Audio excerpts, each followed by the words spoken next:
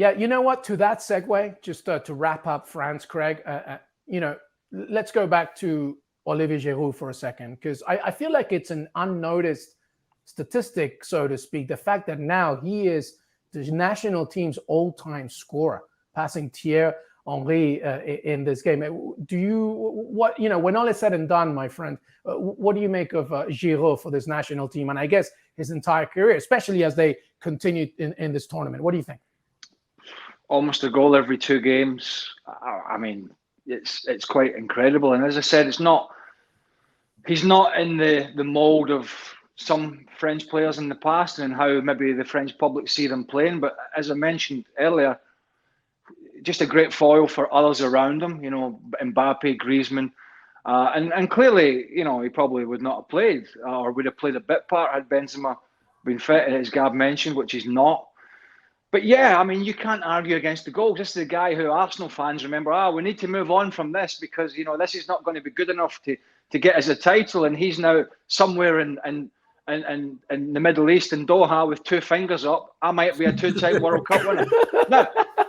Now, I'm not going to describe Olivier Giroud as a Highland cow. However, a Highland cow is not the most mobile, and Olivier Giroud is not the most mobile. Very good, Craig Burley. Very good. But he's managed to carve out an amazing career doing what he does well. If I just tilt the camera up a little bit further, you can see more some cows, more. Oh my God! Oh my goodness! You got a whole farm there, Craig.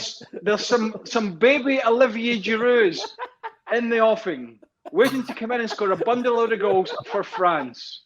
Only on ESPN FC Daily can we have anybody, specifically Craig Burley, connect a Highland cow to Olivier Giroud. Gab, what do you think? I mean, it's not fair, is it? He's so ridiculously handsome as well. Like, what do you make of Giroud, especially now, obviously playing in Serie A, and the career per, what Craig was saying, how he was pretty much disrespected, I guess is not the right word. I don't know, like unregarded as such when he was in the Premier League. What do you make of it? I mean, I think there's a long history of center forwards on teams who are good, who think they're good, that, when the team's not doing well, they take the brunt of the blame. I think with the exception of maybe Harry Kane over the last 5 or 10 years, I think most center forwards have been through that if they've played for teams that aren't very good. I like Giroud. I hope he enjoys this record. I don't think he's going to have it for very long because I assume Kylian Mbappe is going to break it. But you're absolutely right.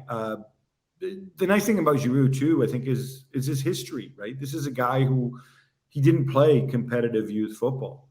He stayed in school. He went to university. He won a title when he was very young, I think with Montpellier, if I'm not mistaken. But really almost while still taking classes. He's a bright guy. He's an unselfish player. I think, and yes, he's also ridiculously handsome. So that combination, now that he's old, and we like old people if they're humble and whatever, and we're less critical of them. I mean, it shows you that, he's still contributing, and, he scored some tremendous goals for France, scored some big goals for Milan as well. Yeah. I think guys that he's technically a much better player than people give him credit for, and I think he gets sort of sucked into this vortex of big tall guy, so he's just somebody who we lump the ball up to and he flicks it on and that's about it. I mean, he's got so many facets to his game. Obviously, as Gab mentioned, he's kind of in the twilight of his career now, and he's obviously still playing at an extremely high level, both for club and country. But you don't get that far if you're technically not proficient at all the other aspects of the game. Yeah, he's never been the quickest, but that's fine.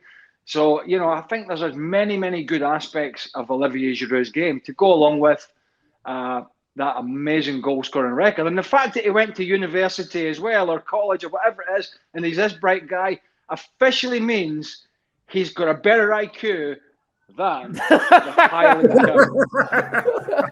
The big one, not the young cow, the big one. Definitely, yeah. Hey, he scores Puskás goals like left, right, and center as well. No, maybe not every year, but he's tremendous, as you said, Craig, technically.